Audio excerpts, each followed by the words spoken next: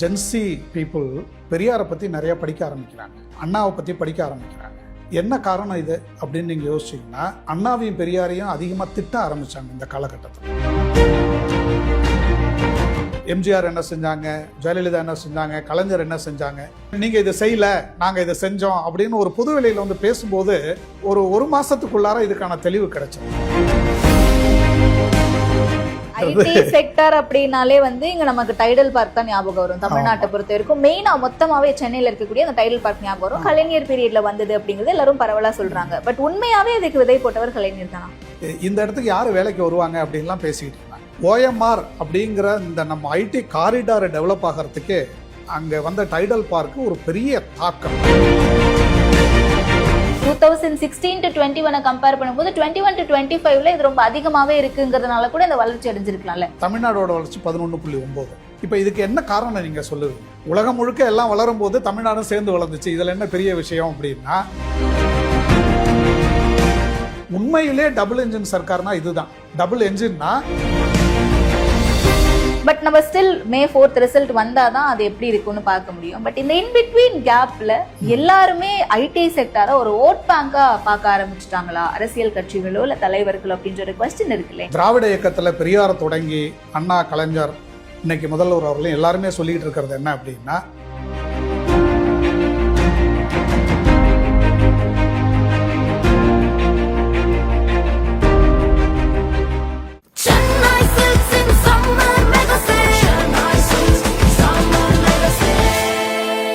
The Chennai Silks in Mega Summer Sale. The Debate நேயர்களுக்கு வணக்கம். இன்றைய சிறப்பு நேர்காணலில் நம்மோடு இணைந்திருப்பவர் ஓய்வு பெற்ற IRS அதிகாரி திருமிகு டாக்டர் பாலமுருகன் அவர்கள் தான். வாங்க பேசலாம். வணக்கம் சார். வணக்கம்.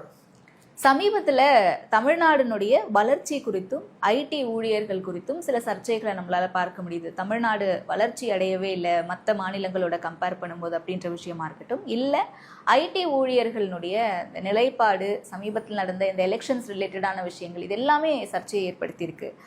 தமிழ்நாடு எந்த அளவுக்கு வளர்ச்சி அடைஞ்சிருக்குன்னு நினைக்கிறீங்க இந்த ஐடி துறையில? பொதுவாகவே தமிழ்நாடோட வளர்ச்சி கடந்த 5 ஆண்டுகளில் ரொம்ப நல்லா இருக்கு அப்படிங்கிறது எல்லா விதமான தரவுகள்லேருந்து நம்ம பார்த்துருக்கோம். ஓகே, யூனியன் கவர்மெண்ட் கொடுத்த டேட்டா ஆகட்டும், இல்லை செக்டர்ஸ் இண்டஸ்ட்ரீஸ் கொடுக்குற டேட்டா ஆகட்டும், ஸ்டேட் கவர்மெண்ட் ஃபர்னிஷ் பண்ணுற டேட்டா, எதை எடுத்தாலுமே எல்லா டேட்டாவிலுமே ஒவ்வொரு ஆண்டும் தமிழ்நாடு முந்தின ஆண்டை விட நல்லா வளர்ந்துக்கிட்டு இருக்கு அப்படிங்கிறது இந்த 5 ஆண்டுகளில் ஸ்டாட்டிஸ்டிக்ஸ் இருக்குது. இன்னைக்கு காலையில் கூட பேப்பரில் வந்திருக்குது, தமிழ்நாடு 2025-26 10.63% வளர்ந்துருக்குது அப்படின்னு சொல்லிட்டு. ஜிடிபி வளர்ச்சி, நிகர வளர்ச்சி போன ஆண்டு 11.9% சொன்னோம். முதல் முறையாக ஒரு மாநிலம் 2 ஆண்டுகள் தொடர்ந்து டபுள் டிஜிட் குரோத் அப்படிங்கிறது தமிழ்நாட்டில் தான் நடந்திருக்கு அப்படின்னு. இன்னும் அஃபீஷியல் கன்ஃபர்மேஷன் யூனியன் கவர்மெண்ட்லேருந்து எதிர்பார்த்துக்கிட்டு இருக்கிறாங்க. ஆனால் ஆல்ரெடி இந்த செய்தி வந்திருக்குது. ஸோ டபுள் டிஜிட் குரோத் அப்படின்னு இருக்கும்பொழுது தமிழ்நாடு டபுள் டிஜிட் குரோத் வர்றதுக்கு முக்கியமான தேவை அப்படின்னு எடுத்துக்கிட்டோம்னா சர்வீஸ் செக்டர் குரோத் ரொம்ப நல்லா இருக்கணும் அப்படின்னு சொல்கிறோம். நம்ம மேனுஃபேக்சரிங் செக்டர்லையுமே ரொம்ப நல்லா பண்ணிக்கிட்டு இருக்கிறோம். இந்தியாவிலே மேனுஃபேக்சரிங் செக்டரில் ரொம்ப நல்லா பண்ணுற ஸ்டேட்டில் தமிழ்நாடு முதல் இடத்துல இருக்குது. எலக்ட்ரானிக் பொருட்கள் உற்பத்தி, தோல் பொருட்கள் உற்பத்தி, இந்த மாதிரி எல்லாத்துலேயுமே கிட்டத்தட்ட 35% நம்முடைய ஆனுவல் ஜிடிபியில் மேனுஃபேக்சரிங் இருக்குது. 55% சர்வீஸ் செக்டர் கான்ட்ரிபியூஷன் இருக்குது. இந்த 55% சர்வீஸ் செக்டர் கான்ட்ரிபியூஷனில் மெஜாரிட்டி எடுத்துக்கிட்டிங்கன்னா ஐடி செக்டர் தான். 25% மேலே நம்முடைய ஜிடிபியில் ஒவ்வொரு வருஷமும் கான்ட்ரிபியூட் பண்ணுறது ஐடி செக்டர் குரோத். தமிழ்நாட்டில் தமிழ்நாடோட ஜிடிபியில் 25% ஐடி செக்டர்லேருந்து வருது நமக்கு. அப்போது இந்த நம்பரெல்லாம் பார்க்கும்போது இந்த நம்பரெல்லாம் தெரிஞ்சிக்காமல் நம்ம எக்கனாமிக் குரோத்தே இல்லை தமிழ்நாடோட ஐடி செக்டர் குரோத் நல்லா இல்லை அப்படின்லாம் சொல்கிறாங்கன்னா அது வேறு ஏதாவது ஒரு மோட்டிவேட்டட் ரீசனாக தான் இருக்குமே தவிர அது வந்து தகவல் அடிப்படையில், தரவுகள் அடிப்படையிலான ஒரு இன்ஃபர்மேஷன் சொல்ல முடியாது. ஐடி செக்டர் எடுத்துக்கிட்டிங்கன்னா இந்திய அளவில் கர்நாடகா வே அஹெட். அது கிட்டத்தட்ட இந்தியாவுடைய ஐடி செக்டர் கான்ட்ரிபியூஷனில் ஒரு 50% மேலே கர்நாடகா மட்டுமே கொடுத்துக்கிட்டு இருக்கிறாங்க. கர்நாடகாவுக்கு அடுத்து தெலுங்கானா, தமிழ்நாடு, மகாராஷ்டிரா, இந்த மாதிரி எல்லாருமே 20% கீழே தான் கொடுத்துக்கிட்டு இருக்கிறாங்க. அப்போது கர்நாடகா, நம்ம பெங்களூரை வந்து சிலிக்கன் வேலி ஆஃப் இந்தியா அப்படின்லாம் சொல்கிறோம். அது ரொம்ப நாளைக்கு முன்னாடியே ஆரம்பிச்சிட்டாங்க இந்த குரோத்தை. மற்ற மாநிலங்கள், தமிழ்நாடு, தெலுங்கானா போன்ற மாநிலங்கள்லாம் அதுக்கப்புறம் அவங்களோட கொஞ்சம் போகிறதுக்கு முயற்சி பண்ணாங்க. இதில் ஒரு காலகட்டத்திலையும் நம்முடைய வளர்ச்சி படிப்படியாக இருந்துக்கிட்டு தான் இருக்குது. இப்போ நம்ம கிட்டத்தட்ட நம்பர் 2 அப்படிங்கிற ஒரு நிலைமையில வந்துட்டோம். ஹைதராபாத்தோட நம்ம போட்டி போட்டுக்கிட்டு இருக்கிறோம். ஐடி செக்டர்லேயே நிறைய துறைகள் இருக்கு. சாஃப்ட்வேர் இருக்கு, ஐடி எனேபிள்டு சர்வீசஸ்ன்னு தனியாக இருக்குது. இப்படி ஒரு செக்டர்லேயும் வேற ஏரியாவில் growth வேற மாதிரி இருக்குது. அதே மாதிரி இந்த ஐடி செக்டர் growthன்னு மெயினாக எடுத்துக்கிட்டிங்கன்னா நம்ம ஐடி சாஃப்ட்வேர் சர்வீஸ் எக்ஸ்போர்ட்டை தான் மெயினாக சொல்கிறோம். இந்த எக்ஸ்போர்ட்டை என்கரேஜ் பண்ணுறதுக்காக இந்தியாவில் 2 விதமான ஒரு ஈக்கோ சிஸ்டம் இருக்குது. முதல் ஈக்கோ சிஸ்டங்கிறது SEZங்கிறது, அது ஸ்பெஷல் எக்கனாமிக் ஜோன்ஸ்னு. நிறைய அது ஐடி செக்டர் மட்டும் இல்லை, வேறு மேனுஃபேக்சரிங் செக்டர்லாம் கூட ஏற்றுமதி செய்யறதுக்காக ஒரு விதமான அமைப்பு வேணும் அப்படிங்கிறதுக்காக உருவாக்குனது SEZ அமைப்பு. இன்னொன்று வந்து சாஃப்ட்வேர் டெக்னாலஜி பார்க்ஸ் ஆஃப் இந்தியான்னு சொல்லிட்டு STPI. இந்த SEZ STPI இது ரெண்டையும் சேர்ந்து தான் நம்ம இந்தியாவிலிருந்து இருக்கிற சாஃப்ட்வேர் ஏற்றுமதியில் ஏறத்தாழ 95-98% கவர் பண்ணுது. இப்போ மற்ற மாநிலங்கள் எடுத்துக்கிட்டிங்கன்னா கர்நாடகா போன்ற மாநிலங்களில் இது வந்து STPIலேருந்து வர்ற எக்ஸ்போர்ட்டு நிறைய இருக்குது. அதே சமயம் தமிழ்நாட்டில் பார்த்தீங்கன்னா SEZலேருந்து நடக்கிற சாஃப்ட்வேர் எக்ஸ்போர்ட்டு 3/2 பங்கு இருக்குது. ஓகே, இது என்ன காரணம் அப்படின்னு நீங்கள் யோசிச்சிங்கன்னா தான் தமிழ்நாடு ஐடி செக்டர் growthங்கிறது ஒரு யுனிக் growth. அந்த growthக்கு கவர்மெண்ட் எந்த அளவு கான்ட்ரிபியூட் பண்ணிருக்கு அப்படிங்கறத நம்ம புரிஞ்சுக்க முடியும். ஐடி செக்டர் அப்படின்னாலே வந்து இங்க நமக்கு டைடல் பார்க் தான் ஞாபகம் வரும். தமிழ்நாட்டை பொறுத்த வரைக்கும் மெயினா மொத்தமாவே சென்னையில இருக்கக்கூடிய அந்த டைடல் பார்க் ஞாபகம் வரும். கலைஞர் பீரியட்ல வந்தது அப்படிங்கிறது எல்லாரும் பரவலா சொல்றாங்க. பட் உண்மையாவே அதுக்கு விதை போட்டவர் கலைஞர் தானா? விதை போட்டவங்க அப்படின்னு நம்ம எடுத்துக்கிட்டோம்னா இதுல வந்து ஒரு செக்டர் growth ஆகிறதுக்கு அரசாங்கத்தோடைய ஆதரவு இருக்கணும். தனியார் துறையிலிருந்து யாரும் ஆண்டர்பிரனராக இன்வெஸ்ட் பண்ணுறதுக்கு முதலீடு செய்கிறதுக்கு ரெடியாக வரணும். வேலை செய்யறதுக்கு நல்ல திறன்மிக்க ஐடி ப்ரொஃபஷனல்ஸ் தேவை. ஓகே, அண்ட் அந்த ஏரியாவில் நல்ல இன்ஃப்ராஸ்ட்ரக்சர் இருக்கும். இந்த மாதிரி எல்லாமே சேர்ந்து இருக்குது. நான் உங்கள் கேள்விக்கு டைரெக்டாக பதில் சொல்கிறதுக்கு முன்னாடி ஒரு சின்ன பேக்ரவுண்டு கொடுக்கணும்னு ஆசைப்பட்றேன். எலக்ட்ரானிக் சிட்டி இருக்கு இல்லையா பெங்களூரில், இது 1978 ஆரம்பித்தாங்க. கியோனிக்ஸ்ன்னு சொல்லிட்டு ஒரு கர்நாடக அரசாங்கத்தோட ஒரு அமைப்பு ஆதரவில் ஆரம்பித்தாங்க. அதை அப்போ ஆரம்பிக்கும் போது அவங்க ஆரம்பித்தது என்னென்னா அதில் வந்து ஹார்ட்வேர் எலக்ட்ரானிக் பொருள்களை தயார் பண்ணுறதுக்காகவும் அரசாங்க PSUs மாதிரி நிறுவனங்களை கொண்டு வர்றதுக்காகவும் ஆரம்பித்தாங்க. அந்த காலகட்டத்தில் தான் இந்தியாவில் HCL போலவோ விப்ரோ மாதிரி, அதுக்கப்புறம் இன்ஃபோசிஸ், TCS இவங்க எல்லாமே ஐடி செக்டரில் கொஞ்சம் கொஞ்சமாக பதிவு செஞ்சு அவங்களுடைய தொழில்களை ஆரம்பிக்க ஆரம்பித்தாங்க. ஸோ 80கள் அப்படிங்கிறது ஐடி செக்டருடைய ஆரம்ப காலகட்டம். இந்த ஆரம்ப காலகட்டத்தில் எல்லாருமே பெங்களூரை ப்ரிஃபர் பண்ணாங்க. அதுக்கு நிறைய காரணம் இருக்குது. முக்கியமான காரணம் எனக்கு தெரிஞ்சது என்னென்னா பெங்களூரில் கிட்டத்தட்ட ஒரு 350 ஏக்கரில் அப்போது அந்த எலக்ட்ரானிக் சிட்டி உருவாக்கி ஒரு இடத்துல எல்லாத்தையும் கொண்டு வந்து வைக்க ஆரம்பித்தாங்க. அரசாங்கத்தோட ஆதரவும் இருந்தது. அப்போது தொழில் தொடங்கினவங்க நிறைய பேர் பெங்களூருக்காரங்க. இன்ஃபோசிஸ் நமக்கு எல்லாம் கதையெல்லாம் தெரியும், நாராயணமூர்த்தி, நிலக்கேணி, இவங்க எல்லாருமே பெங்களூரை சேர்ந்தவங்க. இந்த மாதிரி ஆரம்பித்தாங்க பெங்களூரில். இதே காலகட்டத்தில் தமிழ்நாட்டில் நம்ம 1977 எல்காட் ஆரம்பித்தோம். கிட்டத்தட்ட இதே அமைப்பில் எலக்ட்ரானிக் கார்பரேஷன் ஆஃப் தமிழ்நாடு, அதாவது எலக்ட்ரானிக் பொருட்களை உற்பத்தி பண்ணுறதுன்னு தான். ஸோ அந்த ஐடி செக்டர் அப்படிங்கிறதும் சாஃப்ட்வேருங்கிறதும் நமக்கு அப்புறமா வந்தது. முதல்ல ஆரம்பித்தது எலக்ட்ரானிக் பொருள்களை உற்பத்தி பண்ணணும் அப்படின்னு தான். இந்த எல்காட் 1977 ஆரம்பித்தாங்க. அது கலைஞர் ஆரம்பிக்கல. ஆனால் அதற்கான பேச்சுவார்த்தைகள் தமிழ்நாட்டில் எலக்ட்ரானிக் உற்பத்தி ஆரம்பிக்கணும் அப்படிங்கிறதெல்லாம் 1976 கலைஞருடைய ஆட்சியோடைய கடைசி காலகட்டத்தில் இதனுடைய பேச்சுவார்த்தைகள்லாம் உருவாச்சு. ஆனால் கலைஞருடைய ஆட்சி அப்போ டிஸ்மிஸ் செய்யப்பட்டது. 77 கவர்னர் ஆட்சியில் எல்காட்டை உருவாக்குறாங்க. ஆனால் கிட்டத்தட்ட அடுத்த 10 ஆண்டுகளுக்கு அந்த எல்காட் ஒன்றும் பெரிய அளவு எதுவும் சாதிக்கல. சின்ன சின்ன முயற்சிகள்லாம் செஞ்சுக்கிட்டு இருந்தாங்க. ஆனால் பெருமளவு ஒரு பாய்ச்சல் அப்படிங்கிறது நடக்கலை. 89 கலைஞர் ஆட்சிக்கு வந்தப்புறம் இந்த தொழில்நுட்பம் ஐடி அப்படிங்கிறதுலலாம் அவங்களுக்கு இருந்த ஆர்வத்தில் பக்கத்து மாநிலமான கர்நாடகம் வளர்றதை பார்க்கும்பொழுது ஏதாவது செய்யணும், இங்கேயும் நம்ம இதற்கான அமைப்புகள்லாம் உருவாக்கலாம்னு சொல்லிட்டு அவங்க வந்து ஒரு 2 விதமான ஒரு தொழில் கொள்கையை உருவாக்குனாங்க. இதை நான் சொல்கிறது 89. ஓகே, ஜாயிண்ட் வெஞ்சர் அப்படிங்கிற ஒரு கான்செப்ட், அசோசியேட்டட் செக்டர் அப்படிங்கிற ஒரு கான்செப்ட். அதாவது அரசாங்கம் 26% முதலீடு பண்ணோம், நீங்கள் யாரும் வெளியிலேருந்து முதலீடு பண்ண வந்தீங்கன்னா வாங்க 74% முதலீடு பண்ணுங்க, 2 பேரும் சேர்ந்து நம்ம தொழில் நடத்துவோம் அப்படின்னு.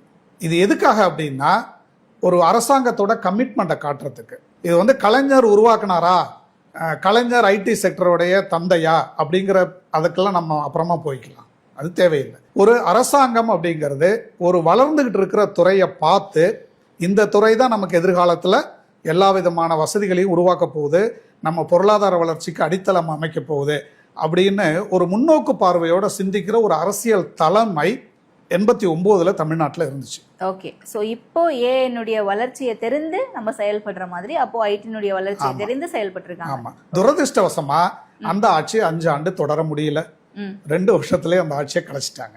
திரும்ப 91-96 காலகட்டத்தில் இதுதான் வந்து கர்நாடகாவுடைய மாபெரும் பாய்ச்சல் நடந்த காலகட்டம்.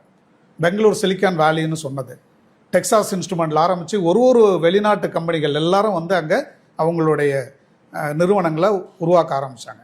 அந்த காலகட்டத்தில் Tamil Nadu we missed the bus அப்படி தான் சொல்லணும். 91-96 காலகட்டத்தில் ஒன்றும் நடக்கலை.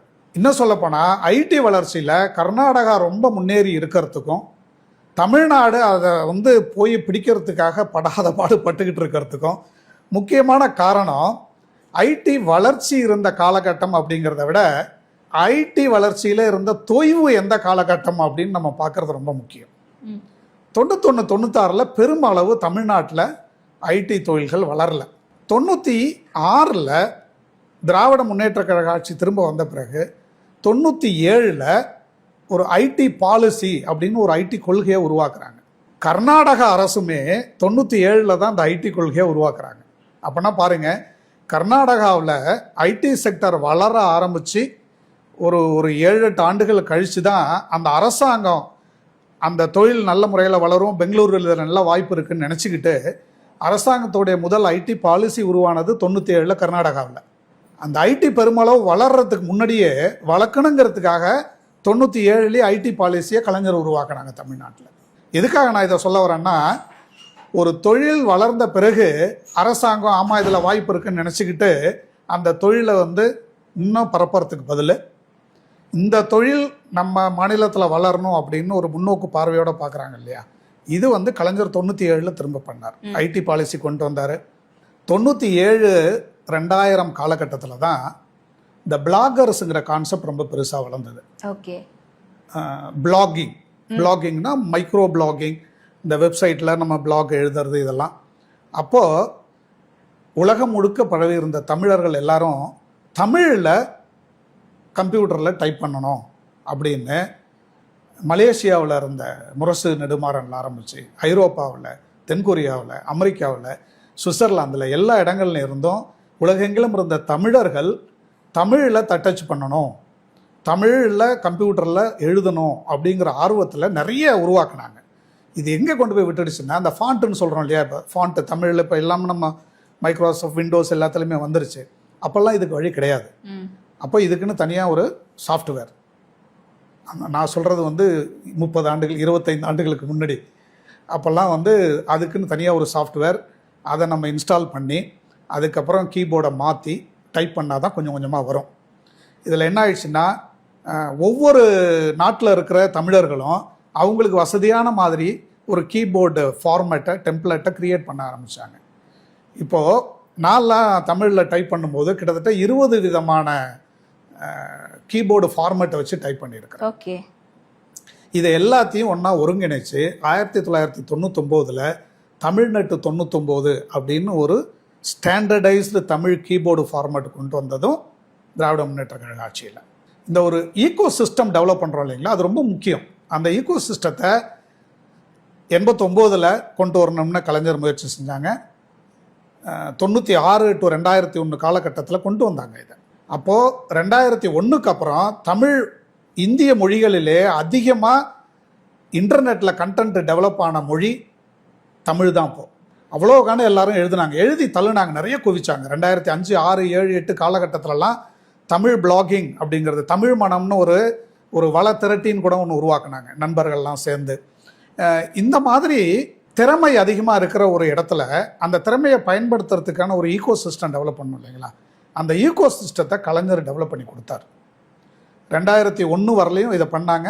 ஸோ 99 சாஃப்ட்வேரை எல்லாத்தையும் இன்டகிரேட் பண்ணும்போது தான் ஏன் பெங்களூர் அளவுக்கு இன்னும் சென்னை வளர ஆரம்பிக்கல அப்படின்னு ஒரு கேள்வி வரும்போது தனியார் முதலீடு ரொம்ப குறைவாக இருந்தது. டிசிஎஸ் வந்திருந்தாங்க, அப்போது காக்னிசன்ட் டெக்னாலஜி கொஞ்சம் நல்லா பண்ண ஆரம்பிச்சிருந்தாங்க. இருந்தாலும் பெருமளவு வேறு முதலீடுகள் அதிகமாக அங்கே வர ஆரம்பிக்கல. அப்போ தான் நம்ம டைடல் பார்க்குன்னு ஒன்று உருவாக்குவோம். ஓகே, அரசாங்கமும் அதில் பங்கெடுத்துக்குது. இது ஒரு SEZ மாதிரி கொண்டு வருவோம் அப்படிங்கிற கான்செப்டை வச்சு டைடல் பார்க்குங்கிறத உருவாக்குனாங்க. நீங்கள் 99, 2000, 98 தரமணி பக்கம்லாம் போயிருக்கீங்களான்னு தெரியல, நீங்கள் பிறந்தீங்களான்னு தெரியல எனக்கு. 96, 2001 காலகட்டத்தில் நான்லாம் தரமணியில் சுற்றி இருக்கிறேன். தரமணியில் வந்து ஒரு 100 அடி நடந்து போகிறது பயமான ஒரு ஏரியா. அப்பெல்லாம் காடு சொல்ல போனால் கிட்டத்தட்ட IIT இந்த பக்கம் ராஜ்பவன் பின்னாடி இருக்கிற ஏரியா முழுக்க காடு. யாரும் அங்கே வந்து டைடல் பார்க்குன்னு கட்ட ஆரம்பிக்கும் போது இந்த இடத்துக்கு யார் வேலைக்கு வருவாங்க அப்படின்லாம் பேசிக்கிட்டு இருந்தாங்க. ஆனால் அது எவ்வளோ முன்னோக்கு பார்வைங்கிறதுக்காக நான் சொல்கிறேன், OMR அப்படிங்கிற இந்த நம்ம IT காரிடாரை டெவலப் ஆகிறதுக்கே அங்கே வந்த டைடல் பார்க்கு ஒரு பெரிய தாக்கம். ஓகே. ஸோ இப்போ நீங்கள் கேட்டிங்கல்ல, இது வந்து கலைஞர் தான் இதுக்கான விதையை விதைச்சாரா, சீடா அப்படின்னு. விதை விதைக்கிறதுங்கிறது இல்லைங்க, விதை யார் வேணாலும் விதைக்கலாம். அந்த விதை வளர்ந்து மரமாகிறதுக்கான ஒரு ஈகோ சிஸ்டம் டெவலப் பண்ணோம் இல்லைங்களா, அந்த சிஸ்டத்தை கலைஞர் தான் டெவலப் பண்ணி கொடுத்தார். அதில் ஒன்றும் சந்தேகமே இல்லை. 2001 திரும்ப திராவிட முன்னேற்ற கழக ஆட்சி போச்சு. ஆனால் 96 to 2001 ஏற்பட்ட பாய்ச்சல் தமிழ்நாட்டில் மட்டும் இல்லை, உலகம் முழுக்க அந்த இன்டர்நெட் ஒரு பபுள் கிரியேட் ஆச்சு. அந்த பபுள் சப்சிக்வெண்ட்டாக பர்ஸ்டும் ஆச்சு. இந்த காலகட்டத்தில் இந்திய இளைஞர்கள் எல்லாருமே தமிழ்நாட்டு இளைஞர்களையும் சேர்த்து நிறைய எல்லாம் வெளிநாட்டுக்கு போக ஆரம்பித்தோம். IT செக்டர் growth இருக்குன்னு தெரிஞ்சுக்கிட்டோம். வேலை வாய்ப்புகள் அதிகமாக கிடைக்க ஆரம்பிச்சது. ஸோ 2001 அப்புறம் இந்த IT பாய்ச்சல் அப்படிங்கிறத எந்த அரசாங்கத்தாலையும் தடுக்க முடியாதுங்கிற சூழ்நிலை வந்தது. ரொம்ப நல்லா வளர்ந்தது. 2006-11 இன்னமும் நல்லா கொண்டு வந்தாங்க. இன்னும் ஒரு துரதிருஷ்டவசமான பிரச்சனை தமிழ்நாட்டுக்கு என்ன நடந்ததுன்னா 2011 to 2021 காலகட்டம். ஓகே. இந்த 2011 to 2021 காலகட்டத்தில் கர்நாடகா IT செக்டரில் எந்த கட்சி ஆட்சியில் இருந்தாலும், ஏன்னா அங்கே வந்து அரசாங்கத்தோட உதவி இல்லாமலே IT செக்டர் வளர்ந்துருச்சாங்க. நான் அதுக்கு தான் அந்த STPI SEZ வித்தியாசத்தை சொன்னேன். STPIங்கிறது யார் வேணாலும் எங்கே வேணாலும் ஆரம்பிக்கலாம். ஆனால் SEZ ஆரம்பிக்கிறதுக்கு ஒரு குறிப்பிட்ட நிலப்பரப்பு வேணும். அந்த ஏரியாவுக்குள்ளே தான் எல்லாரும் ஆரம்பிக்கணும்.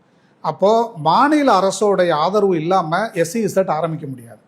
கர்நாடகாவில் இன்றைக்குமே SEZ ரொம்ப கம்மி, STPI தான் நிறையா இருக்குது. STPI யார் வேணாலும் ஒரு நிலம் இருந்ததுன்னா ஆரம்பித்து அங்கே வச்சுக்கலாம். ஸோ கர்நாடகாவுடைய IT sector growth STPI based, Tamil Nadu IT sector growthங்கிறது SEZ பேஸ்டு.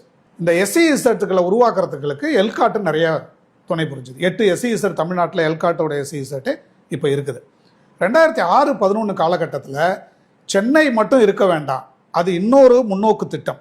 என்னன்னா கர்நாடகாவில் இந்த பிரச்சனை அப்பயே ஆரம்பிச்சது. கர்நாடகா வளர்ச்சிங்கிறது கர்நாடகாவுடைய ஒட்டுமொத்த வளர்ச்சி இல்லை, அது வந்து பெங்களூரு மட்டும்தான் வளருது அப்படின்னு சொல்லி வடக்கு கர்நாடகாலாம் ரொம்பலாம் கஷ்டப்பட்டுக்கிட்டு இன்னும் கஷ்டப்பட்டுக்கிட்டு இருக்கிறாங்க. இப்போது இதை வந்து ஒரு நல்ல தலைவருங்கிறவர் நம்மளை சுற்றி நடக்கிற எல்லா நிகழ்ச்சிகளையும் பார்த்துக்கிட்டு இருக்கணும். ஸோ 2006 கோயம்புத்தூரில் நம்ம கொண்டு வருவோம், டைடல் பார்க்கு கொண்டு வந்தாங்க. அதுக்கப்புறம் மதுரை, ஹோசூர், திருச்சி, இப்படி மினி டைடல் பார்க் 2011 இதெல்லாம் கொஞ்சம் கொஞ்சமாக ஒரு 30,000 சதுரடி, ஒரு 600 பேர் வேலை கிடைக்கணும். இது என்னென்னா ஒரு 3 அங்கே கொண்டு போய் நீங்கள் போடுறீங்க. எப்படி தரமணியில் டைடல் பார்க்குங்கிறது OMRங்கிற நீட்டு காரிடாரை உருவாக்குச்சோ, அதே மாதிரி ஒரு இந்த பெரிய நகரங்களில் அங்கே வைக்கிற டைடல் பார்க்கு அதை சுற்றி ஒரு IT ஈகோ சிஸ்டத்தை டெவலப் பண்ணுது. ஒரு அரசாங்கம் இதை தான் செய்ய முடியும். அதை உண்மையிலே ரொம்ப நல்லா செஞ்சாங்க. ஆனால் 2011, 12, 13 வரைக்கும் கூடமே IT செக்டர் growth தமிழ்நாட்டில் நல்லா இருந்தது. நம்ம ரெக்கார்டெல்லாம் எடுத்து பார்க்கலாம். நீங்கள் வந்து 13-14 பார்த்தீங்கன்னா IT செக்டர் growth தமிழ்நாட்டில் டவுன் ஆக ஆரம்பிக்குது. என்ன காரணங்களுக்காக சார்? அரசாங்கத்தை நடத்தினவங்களுடைய ப்ரியாரிட்டி மாறும்போது செக்டருடைய இன்வெஸ்ட்மெண்ட்டும் மாற ஆரம்பிக்கும். ஓகே, இல்லை அதில் வெறும் அரசியல் காரணங்கள் அதை ப்ரையாரிட்டைஸ் பண்ணதுனால மட்டும்தானா, இல்லை உலகளவிய சந்தைகள் சார்ந்த சில சிக்கல்கள் பிரச்சனைகள் ஏதாவது இருந்தா? அப்படிலாம் ஒன்றுமே இல்லையே. 2008 கிரைசிஸ் வந்தது, இன்டர்நேஷ்னல் கிரைசிஸ். நான் சொல்கிறது, நீங்கள் தமிழ்நாடையும் கர்நாடகாவையும் ஒப்பிட்டு பார்த்தாலே இது ஒன்றும் பெரிய அளவு உலக அளவெல்லாம் பாதிப்புலாம் இல்லை. 2013, 14, 15, 16 காலகட்டத்தில் கர்நாடகாவுடைய செகண்ட் வேவ் ஆஃப் growth நடந்துச்சு ஐடி செக்டரில். ஓகே. அதே பீரியடில் பக்கத்து மாநிலமான தமிழ்நாட்டில் எதுவுமே நடக்காமல் போயிடுச்சு. 2013, 14 ஆரம்பித்து கிட்டத்தட்ட ஒரு 5 ஆண்டுகள் நம்ம ஐடி செக்டரை வந்து நெக்லெக்ட் பண்ணிட்டோம்னு தான் சொல்லணும். அதாவது செக்டர் வளர்ந்துச்சுங்க, ஆனால் அதற்கான அரசாங்க ஆதரவுங்கிறது ரொம்ப கம்மியாக இருந்துச்சு. அப்போ யாருமே இங்கே வந்து தொழில் தொடங்குறதுக்கு ரொம்ப யோசிச்சுக்கிட்டு இருந்தாங்க, முதலீடு பண்ணுறதுக்கு யோசிச்சுக்கிட்டு இருந்தாங்க. இதே காலகட்டத்தில் பெங்களூரும் ரொம்ப பெருசாக வளர ஆரம்பிச்சது. அப்பயுமே பெங்களூர் தான் வளர்ந்துக்கிட்டு இருந்தது.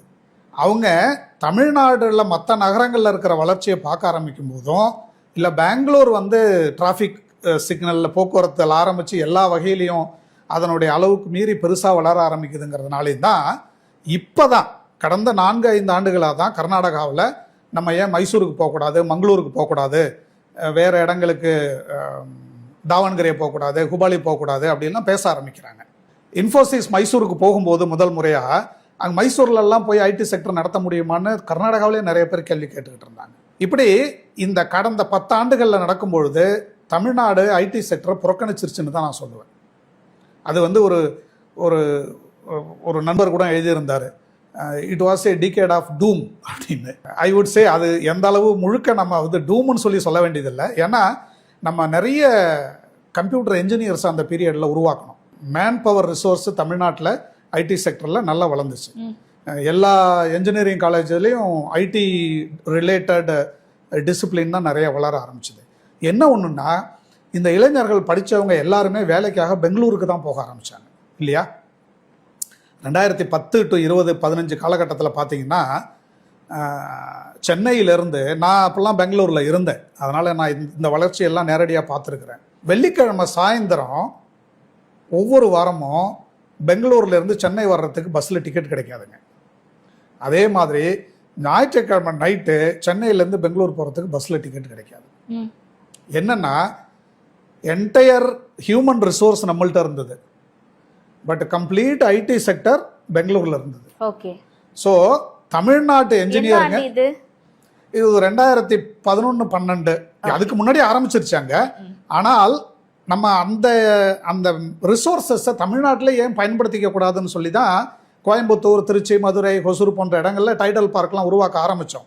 ஆனால் இது தொடர்ந்து நடந்திருந்ததுன்னா நம்ம என்ஜினியருங்களுக்கு தமிழ்நாட்டிலே நிறைய வேலை கிடைச்சிருந்துருக்கும், தமிழ்நாட்டுடைய பொருளாதார வளர்ச்சி ரொம்ப நல்லா இருந்திருக்கும். அது நம்ம அந்த காலகட்டத்தில் புறக்கணிச்சதுனால நம்ம என்ஜினியர்ஸ் எல்லாம் பெங்களூருக்கு வேலைக்கு போயிட்டு இருந்தாங்க. இப்போ 2021க்கு அப்புறம் இந்த நிலைமை கொஞ்சம் மாற ஆரம்பிக்குது. இப்போ இங்கேயே நம்ம டைடல் பார்க்கு நியூ ஆரம்பிச்சிட்டோம்.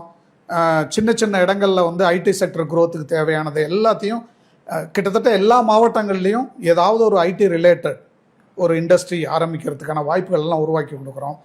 இன்டர்நெட் கனெக்டிவிட்டி தமிழ்நாடு முழுக்க இப்போ உருவாக்குறதுக்கு அது திட்டம் போட்டுக்கிட்டு இருக்கிறாங்க. அடுத்து அமைய போகிற ஆட்சி அது தொடர்ந்து நடத்தும். ஒரு ஐடி இன்ஃபர்மேஷன் இன்ஃப்ராஸ்ட்ரக்சர் தமிழ்நாடு முழுக்க எங்கே போனாலும் உங்களுக்கு இன்டர்நெட் ஒரு பிரச்சனையே இருக்கக்கூடாது அப்படின்னு. இன்றைக்கி வந்து தென்காசியில் வந்து ஜோஹோ நிறுவனர் அமைச்சு நடத்திக்கிட்டு இருக்கார். அவர் ஒரு தென்காசிங்கிற இடத்துல ஒரு ஐடி செக்டரை ஒரு கம்பெனி வச்சு அவர் நடத்துகிறாருன்னா அதுக்கான ஈகோசிஸ்டம் இன்ஃப்ராஸ்ட்ரக்சர் எப்படி டெவலப் ஆச்சுங்க?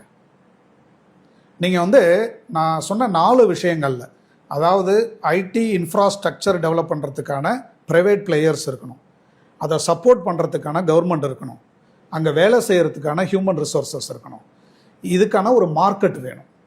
மார்க்கெட்டுனா குளோபல் மார்க்கெட்டுனா அப்போ குளோபல்லேருந்து அவங்களுடைய கிளையன்ஸ்லாம் அங்கே வந்துட்டு போகிறதுக்கான வசதி வாய்ப்புகள், மற்ற வசதி வாய்ப்புகள் இருக்கும். இது 4ல் ஏதாவது ஒன்று குறைஞ்சாலுமே ஐடி செக்டர் growth அங்கே வந்து தடைப்பட்டுடும். நீங்கள் யோசிச்சு பார்த்தீங்கன்னா, இப்போ நம்ம தென்னிந்தியாவை தான் பேசிக்கிட்டு இருக்கிறோம் ஐடி செக்டர் growthல. இதே growth ஏன் டெல்லியை சுற்றி அதிகமாக நடக்கலை? நம்ம குர்காவ்னு சொல்கிறோம், பட் குர்காவன் வளர்ச்சி வந்து டெல்லி தலைநகருங்கிற ஒரு காரணத்தினால ஏற்பட்ட ஒரு வளர்ச்சி தான். இதை நம்ம ரொம்ப ஆழ்ந்து பார்த்தோம்னா தெரியும்.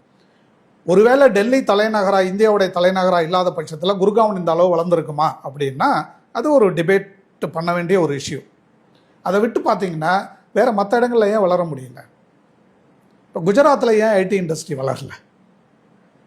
இல்லை மத்திய பிரதேசத்தில் ஏன் வளர முடியல? பெங்காலில் ஏன் அதிகமாக வளர முடியல? இல்லை, இப்போ இந்த எலெக்ஷன் சீசனில் சந்திரபாபு நாயுடு அவர்கள் பேசுறாரு, ஆந்திர முதலமைச்சரா இருந்துட்டு தமிழ்நாட்டினுடைய வளர்ச்சி அப்படிங்கிறது கடந்த 5 ஆண்டுகள்ல பெருமளவுல கிடையாது அப்படின்ற மாதிரி. அப்ப மற்ற மாநிலங்களோட கம்பேர் பண்ணும்போது தமிழ்நாடு ஃபார் பெட்டர் வளர்ந்துருக்கு அப்படிங்கிறது தான் இங்க இருக்கக்கூடிய தலைவர்கள் வைக்கக்கூடிய வாதமா இருக்கு. அதை நம்ம பார்த்துக்கிட்டு இருக்கோம். உதாரணத்துக்கு நம்ம ஜிஎஸ்டிபி எடுத்துக்கலாம், நீங்க சொன்ன மாதிரி. அப்ப நம்மளுடைய ஜிஎஸ்டிபியில கிட்டத்தட்ட 25% ஐடி ஊழியர்கள் தான் கொடுக்குறாங்க அப்படின்னா இது நீண்ட காலமா நடந்த ஒரு ப்ராசஸ் இல்ல கடந்த 5 ஆண்டுகள்ல மட்டும் இந்த வளர்ச்சி கண்டிருக்கோமா நம்ம? இல்லைங்க, ஒரு பொருளாதார வளர்ச்சிங்கிறது எப்பயுமே ஒரு வேவ்ல நடக்கும். மேலே ஏறுவாங்க, அப்புறம் ஒரு ஸ்டெபிலிட்டி வேணும், ஓகே, அப்புறம் திரும்ப அடுத்த பாய்ச்சலுக்கு தங்களை ரெடி பண்ணிக்குவாங்க, திரும்ப மேலே ஏறும். இதுதான் வந்து பொருளாதார ஒரு சைக்கிளுங்கிறது. தொடர்ந்து வளர்ந்துக்கிட்டு இருக்கிறதுலாம் ரொம்ப அசாத்தியமான ஒரு விஷயம். சீனா 90கள்லையும் 2000லையும் வளர்ந்ததை ஒரு எடுத்துக்காட்டாக சொல்லலாம். இல்லைன்னா இது வந்து எப்படின்னா, நீங்கள் வந்து ஒரு ஓட்டப்பந்தயத்தில் வேகமாக ஓடுற மாதிரி, வேகமாக ஓடுனீங்கன்னா கொஞ்ச நேரம் நின்று அதை ஸ்டெபிலைஸ் பண்ணிவிட்டு திரும்ப ஓட ஆரம்பிக்கணும். அதனால் இந்த 5 ஆண்டுகளில் மட்டும்தான் வளர்ச்சின்னு கிடையாதுங்க. ஆனால் இந்த 5 ஆண்டுகளில் ஏற்பட்ட வளர்ச்சி உண்மையிலே அபரிமிதமான வளர்ச்சி. அந்த வளர்ச்சிக்கு நான் சொன்ன 4 ஃபேக்டரில் 3 ஃபேக்டர் அதுக்கு முன்னாடியும் இருந்தது. இந்த 4வது ஃபேக்டர் இருக்கு இல்லைங்களா, அரசாங்கத்தோடைய ஒத்துழைப்பு, அரசாங்கத்தோடைய ஊக்கம். இது 2011-21 காலகட்டத்தில் ரொம்ப குறைவாக இருந்ததுங்க. திமுக அரசு வந்து 2021 அதை வந்து அது ஒரு ட்ரிகர் கொடுத்தாங்க. அப்போது இங்கே இருந்த மேன் பவர் ரிசோர்ஸஸ், இங்கே இருந்த ப்ரைவேட் பிளேயர்ஸ் எல்லாருமே வந்தாங்க, இன்வெஸ்ட் பண்ண ஆரம்பித்தாங்க, என்ஜினியர்ஸ் ஒர்க் பண்ண ஆரம்பித்தாங்க. ஸோ ஒரு வளர்ச்சி அப்படிங்கிறது ஒரு தனி மனிதரை வந்து நம்ம இவரால் தான் வளர்ச்சி நடந்ததோ அப்படின்னோ, இல்லை இவங்களால வளர்ச்சி நடக்கலை அப்படின்னும் நம்ம எதுவுமே சொல்ல முடியாது. இது எல்லாரோடைய உழைப்பு. ஓகே. ஆனால் இந்த உழைப்போடைய பலன் வர்றதுக்கு தேவையான ஒரு அரசாங்கத்தை அமைச்சு கொடுக்க வேண்டியது ஒரு முக்கியமான ஒரு காரணி. அப்போது யாரால இந்த மாதிரி ஒரு தொலைநோக்கு பார்வையுள்ள நல்ல அரசாங்கத்தை அமைச்சு கொடுக்க முடியும் அப்படின்னா, அது 21 வந்த திராவிட மாடல் அரசு அப்படின்னு தன்னுடைய பொருளாதார சமூக கொள்கைக்கு ஒரு வடிவம் கொடுத்து வெளியிட்ட தமிழ்நாடு முதலமைச்சருக்கு தான் முழு பெருமையும் சேரும். ஓகே. இவங்க ஒருவேளை பழைய கொள்கைகளை அப்படியே தொடர்ந்து தொடர்ந்து வச்சிருந்தா இந்த 21-25 நடந்த ஐடி வளர்ச்சி நடந்திருக்காதுங்க தமிழ்நாட்டில். இன்னமுமே நம்ம இன்னும் ஸ்லம்பரில் போயிருப்போம். ஒருவேளை ஹைதராபாத்து, பெங்களூரோட சேர்ந்து புனே, புவனேஸ்வர் இதெல்லாம் கூடமே தமிழ்நாட்டை தாண்டி மேலே போயிருந்ததுக்கு வாய்ப்பு இருந்திருக்கு. இல்லை, இந்த 21-25 அப்படிங்கிற எரா வந்து பார்த்தீங்கன்னா ஏஐ வளர்ந்த எராவா இருக்கு, டெக்னாலஜி ரொம்ப அதிகமாக பயன்படுத்தப்பட்ட எராவா இருக்கு, நிறைய ரிசோர்சஸ் நம்ம பார்த்துருக்கோம். லைக் டெக்னாலஜிக்கலி க்ரோத் அப்படின்னு பார்த்தோம்னா, ஸோ அப்போ ஒரு டெக்னாலஜி க்ரோத் ஆகுது, இவால்வ் ஆகுது, எமர்ஜ் ஆகுது அப்படின்னும் போது அந்த இடத்துல ஆட்டோமேட்டிக்காகவே ஒரு எக்கனாமிக்கல் க்ரோத்தும் இருக்கும் தானே சார்? லைக் 2016-21 கம்பேர் பண்ணும்போது 21-25 இது ரொம்ப அதிகமாகவே இருக்குங்கிறதுனால கூட இந்த வளர்ச்சி அடைஞ்சிருக்கலாம்ல. நீங்க சொல்றது உண்மையிலே கரெக்டான வாதம் தான். அது அதிகமாக எப்படி வந்தது அப்படின்னு நம்ம யோசிக்கும் பொழுது நீங்க ஒரு குறிப்பிட்ட ஃபேக்டர் மட்டும் அது காரணமா சொல்ல முடியாது. ஓகே. அதாவது உலகம் முழுக்க தொழில் புரட்சி ஏற்பட்டது, அதனால தமிழ்நாட்டில் தான் தொழில் வளர்ந்துச்சு அப்படின்னா, இதே காலகட்டத்தில் இந்தியாவில் இருக்கிற எல்லா மாநிலங்களிலும் இதே அளவு வளர்ந்துருக்கா அப்படின்னு நீங்க ஸ்டாட்டிஸ்டிக்ஸ் பாருங்க. இந்தியாவுடைய பொருளாதார வளர்ச்சி இப்போ கடந்த ஆண்டு வந்து 6.4% சராசரி வளர்ச்சி. தமிழ்நாடு 10.69. இது நான் சொல்றது இன்னைக்கு வந்த டேட்டா, 25-26 வந்தது. அதுக்கு முந்தின ஆண்டுமே இந்தியா வந்து ஏறத்தாழ 7% வளர்ச்சி இருந்தது, 7.4 அப்படிங்கிறாங்க. தமிழ்நாடோட வளர்ச்சி 11.9. இப்போ இதுக்கு என்ன காரணம் நீங்க சொல்லுவீங்க? இப்போ நீங்க சொல்றீங்கல்ல, உலகம் முழுக்க எல்லாம் வளரும் போது தமிழ்நாடும் சேர்ந்து வளர்ந்துச்சு, இதில் என்ன பெரிய விஷயம் அப்படின்னா, எல்லாமே அதே அளவு வளரல. அதை தான் நான் சொல்றேன். நீங்கள் GSDP of every state, India முழுக்க இருக்கிற ஜிஎஸ்டிபி லாஸ்ட் 5 இயர் எடுங்க, தமிழ்நாடோட ஜிஎஸ்டிபி எடுங்க, இது எல்லாமே ஒரே மாதிரி வளர்ந்துருந்ததுன்னா அப்போ உலகம் முழுக்க ஒரு ஐடி புரட்சி நடக்கும்போது தமிழ்நாட்டிலையும் வளர்ந்துருச்சு, இதுக்கு அரசாங்கம் எந்தவித காரணமும் இல்லை, அரசாங்கத்தால் இது நடக்கலை அப்படிலாம் நம்ம சொல்ல முடியும். அப்படின்னா இதே வளர்ச்சி எல்லா மாநிலங்களையும் நடந்திருக்கணும். அப்போ நடக்கலைங்கும் போது எது டிஃப்ரென்ஷியேட்டிங் ஃபேக்டருங்க? இப்போ மத்திய பிரதேசத்துக்கும் தமிழ்நாட்டுக்கும் டிஃப்ரென்ஷியேட்டிங் ஃபேக்டர் அப்படின்னு எடுத்துக்கிட்டா ஹியூமன் ரிசோர்சஸ். இந்த ஹியூமன் ரிசோர்சஸ் அங்கேயும் படிக்கிறாங்க. போபால்ல இருந்து படிச்சுட்டு பெங்களூர்ல வந்து வேலை செய்கிறாங்க. நான் சொன்னேன் இல்லைங்களா, கடந்த 10-15 ஆண்டுகள்லாம் இங்கேருந்து படிச்சுட்டு எல்லாம் பெங்களூர் போயிட்டு இருந்தாங்க. இப்போ இங்கேருந்து பெங்களூர் போகிற எண்ணிக்கை குறைஞ்சிருச்சுங்க. இங்கே வேலை கிடைக்குது, இங்கே வேலை கிடைக்குது. மதுரையில் வந்து ஒரு ஐடி ஒரு டைடல் பார்க் உருவாக்குனா மதுரையில் இருக்கிறவங்க அங்கேயே வேலை செய்கிறாங்க. இப்போ இந்த டைடல் நியூ பார்க்கோடைய முக்கியமான ஃபேக்டரே அவங்கவுங்க இருக்கிற ஏரியாவில் எம்ப்ளாய்மெண்ட் கிரியேட் பண்ணுறது. இன்னைக்கு வந்து சென்னையுமே ரொம்ப பெருசாக வளர்ந்துருச்சு, சென்னையில் இன்ஃப்ராஸ்ட்ரக்சர் பாட்டில் நெக் வந்துருச்சு, வளர்றது கஷ்டமாக இருக்குது இப்படிலாம் சொல்கிறோம். என்ன காரணம்? தமிழ்நாடு மக்கள் தொகையில் பெரும்பாலான அர்பன் டெவலப்மெண்ட் நடந்தது முழுக்க சென்னையில் அப்படிங்கிறோம். அதனால எல்லாரும் வேலை வாய்ப்புக்கு அங்கே வர்றாங்க. இது நேச்சுரல். ஏன்னா we are the most urbanised state in the country. அப்போ வேறு வேறு இடங்களில் இவங்களுக்கு வாய்ப்பு உருவாக்கி கொடுத்து, அப்போ தூத்துக்குடியில் நீங்கள் ஒன்று வைக்கிறீங்க, விழுப்புரத்தில் ஒன்று வைக்கிறீங்க, உளுந்தூர்பேட்டையில் ஒன்று வைக்கிறீங்க, ஊட்டியில் ஒன்று வைக்கிறீங்க. அப்போ அங்கேருந்து எதுக்கு அவங்க இங்கே வரணும்? இன்டர்நெட் ஃபெசிலிட்டிலாம் இருக்கும்போது நமக்கு வந்து எல்லாமே சென்னையில் வந்து தான் செய்யணுங்கிற கட்டாயங்கள். மேனுஃபேக்சரிங்க்கு இந்த கஷ்டம் இருக்கும். அவங்களால அந்த மேனுஃபேக்சரிங் கிளஸ்டரை தாண்டி எல்லா வசதிகளும் உருவாக்க முடியாது அப்படின்னு. ஆனால் சாஃப்ட்வேருக்கு அந்த மாதிரி இல்லை. இதுதான் நம்ம வந்து மேனுஃபேக்சரிங்கில் தமிழ்நாடு ஃபவுண்டேஷன் இஸ் வெரி குட்டுங்க. அது கூட சேர்ந்து நம்ம ஐடி செக்டரும் அதர் சர்வீஸ் செக்டர் குரோத்தையும் காம்ப்ளிமெண்ட் பண்ணிட்டோம் அப்படின்னோம்னா நம்மளை வந்து எக்கனாமிக் குரோத்தில் இந்த 2 வருஷம் மட்டும் இல்லைங்க, அடுத்து வர்ற 5 வருஷமுமே திராவிட மாடல் 2.0 வந்துச்சு. இந்த ஆட்சியில் இதே இரட்டை இலக்கு டார்கெட்டில் அச்சீவ் பண்ண முடியும். என்ன காரணம்னா அதுக்கான எல்லா ஃபவுண்டேஷனும் இந்த 5 வருஷத்தில் போட்டாச்சு. ஓகே, நான் அதனால தான் திரும்ப திரும்ப சொல்லுவேன், இந்த 5 வருஷம் ஆட்சிங்கிறது வளர்ச்சி மட்டும் கிடையாதுங்க.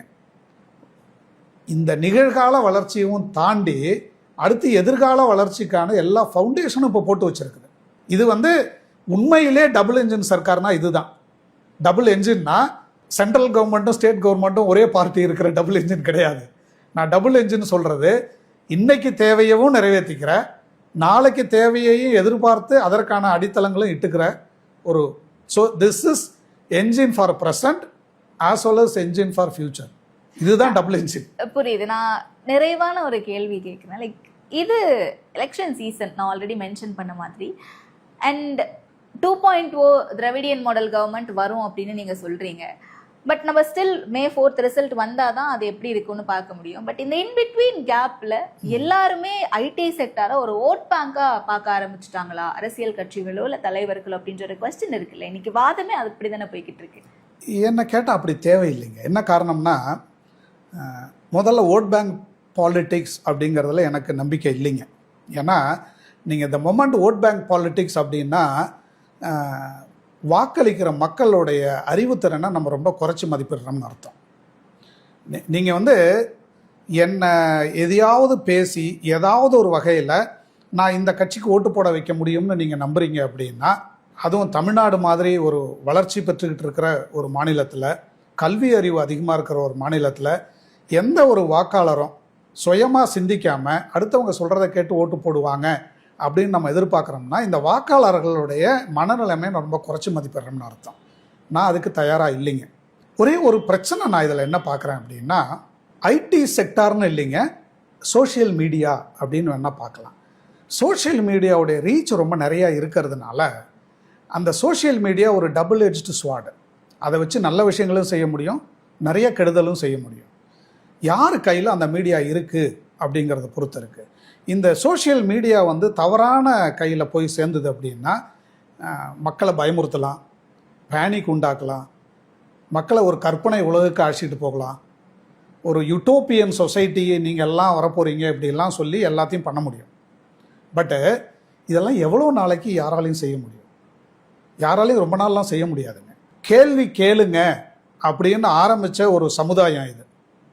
நான் வந்து திராவிட இயக்கம் அப்படிங்கிறது அரசியலையும் தாண்டி அது ஒரு சமூக பொருளாதார இயக்கம்னு நான் சொல்லிக்கிட்டு இருக்கிறேன். என்ன காரணம்னா, எதையுமே அப்படியே ஏற்றுக்காதீங்க, கேள்வி கேளுங்க அப்படின்னு சொன்னது. இப்போ இன்றைக்கி யாராவது ஒருத்தவங்க எதையாவது கேள்வி கேட்குறாங்கன்னா அதை நம்ம தவறாக சொல்ல வேண்டிய தேவையில்லை. ஐடி செக்டார்னு மட்டும் இல்லை, எந்த ஒரு செக்டார்லையுமே யாராவது ஒருத்தவங்க கேள்வி கேட்குறாங்க அப்படின்னா உண்மையிலே நம்ம அதை சந்தோஷத்தோடு வரவேற்கணும். ஏன்னா 2 விஷயம். ஒன்று, அந்த கேள்வி கேட்கறதுக்கான என்விரான்மெண்ட் இங்கே இருக்குது. நிறைய இடங்களில் கேள்வி கேட்கறதுக்கு பயந்துக்கிட்டு இருக்கிறாங்க இல்லைங்களா? நம்ம கேள்வி கேட்டோம்னா நாளைக்கு நமக்கு எதிர்காலம் எப்படி இருக்குன்னு தெரியாதுங்கிற பயம் உலகம் முழுக்க நிறைய இடங்களில் வந்துக்கிட்டு இருக்குது.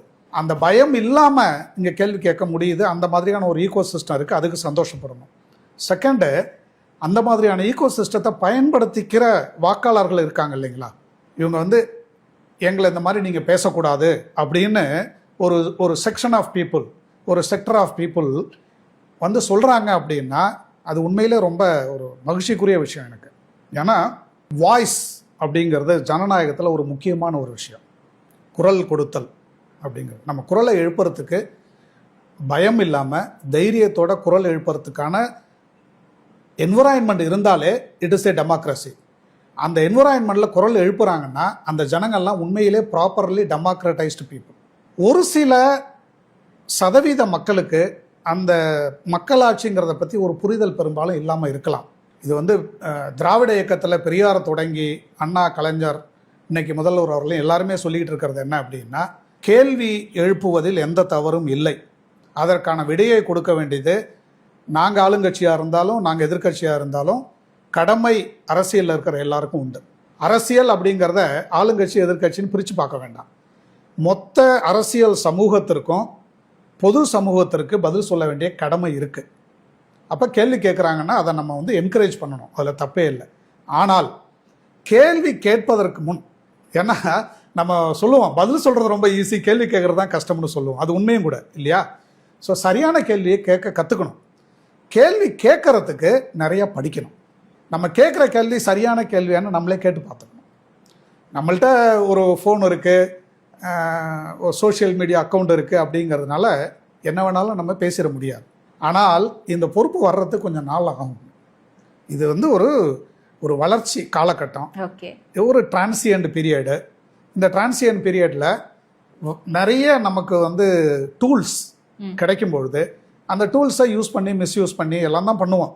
அது ஒரு ஸ்டெபிலிட்டிக்கு வரதுக்கு கொஞ்சம் நாளாகும். அதனால் இப்போ இருக்கிற கான்ட்ராவர்சியை நான் வந்து உண்மையிலே கான்ட்ராவர்சியாகவே பார்க்கல. இந்த கான்ட்ராவர்சி ஐடி செக்டரை பேஸ் பண்ணி இருக்கிற ஒரு கான்ட்ராவர்சி. இது வந்து யார் இதுக்கு விதை போட்டதுங்கிற கேள்வி, அந்த கேள்விக்கெல்லாம் போக வேண்டிய தேவையே இல்லை. ஆக்சுவலி இந்த கான்ட்ராவர்சி ஒரு வகையில் நம்முடைய அறிவியல், அரசியல், பொருளாதார புரிந்துணர்வை அதிகப்படுத்துது அப்படின்னு தான் எனக்கு தோணுது. இந்த கேள்வி வரல அப்படின்னா உண்மையிலே நான் வருத்தப்பட்டிருப்பேன்.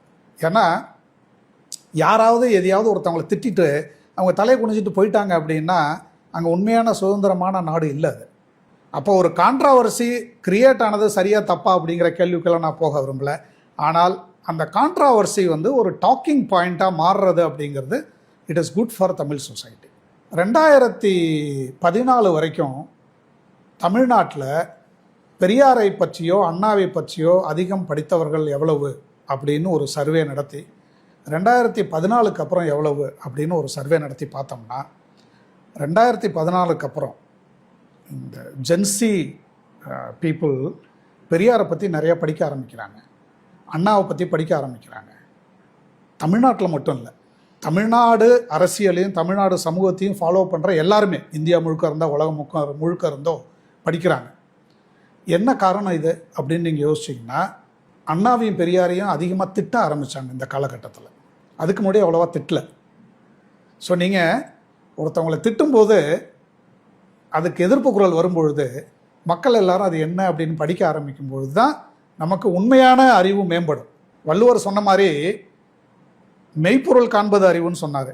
நம்ம மெய்ப்பொருள் காண வேண்டும் அப்படின்னா கிளறி விட்டால் தான் கடைசியில் அது செட்டில் ஆகும்போது நமக்கு தெரியும் என்னன்னு.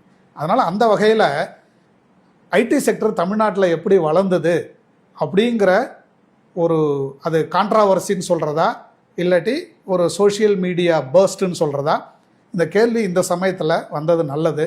எது சரி எது தவறு, யார் ஆதரவு அளித்தாங்க யார் ஆதரவு அளிக்கலை, இந்த பிரச்சனைகள் இந்த சச்சரவுகள் எல்லாம் கொஞ்ச நாளில் அடங்கி போயிடும். ஆனால் இந்த சச்சரவால் மேலிருந்து வந்த இன்ஃபர்மேஷன் இருக்குது இல்லைங்களா, that will be fed to the next generation.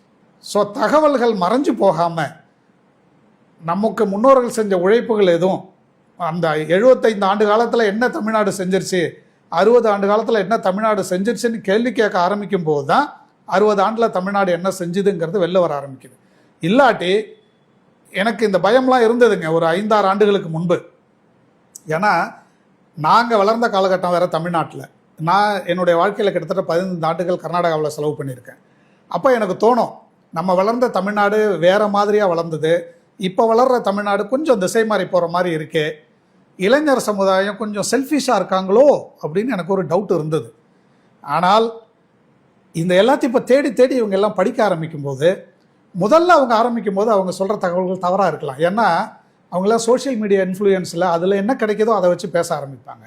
ஆனால் அதில் 100 பேரில் ஒரு 10 பேராவது இது என்ன உண்மைன்னு கண்டுபிடிக்க ஆரம்பிப்பாங்க இல்லைங்களா? அவங்களுக்கு உண்மை தெரிய வரும்போது தான் இந்த 60 ஆண்டுகளோட உழைப்பு அப்படிங்கிறது எல்லாருக்கும் தெரிய ஆரம்பிக்கும். அந்த வகையில் இந்த மாதிரியான வினாக்கள் தமிழ் சமூகத்தில் வர்றது எனக்கு உண்மையில் ரொம்ப சந்தோஷமாக இருக்குது. I am very happy that IT செக்டரை பற்றி இப்போ எல்லாரும் படிக்க ஆரம்பிக்கிறாங்க, பேச ஆரம்பிக்கிறாங்க.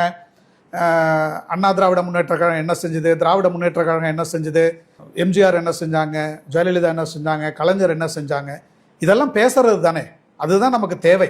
இதை பேசும்போது தான் தெரியும். இதை பேசாமலே கலைஞர் தான் எல்லாத்துக்கும் காரணம் அப்படின்னு சொல்லிக்கிட்டு இருக்கிறதும் தேவையில்லை.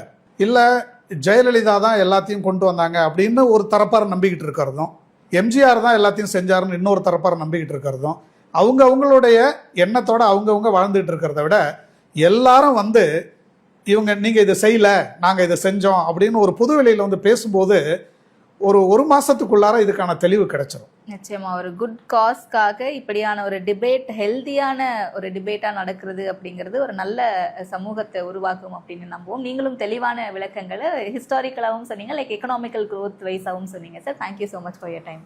நன்றி.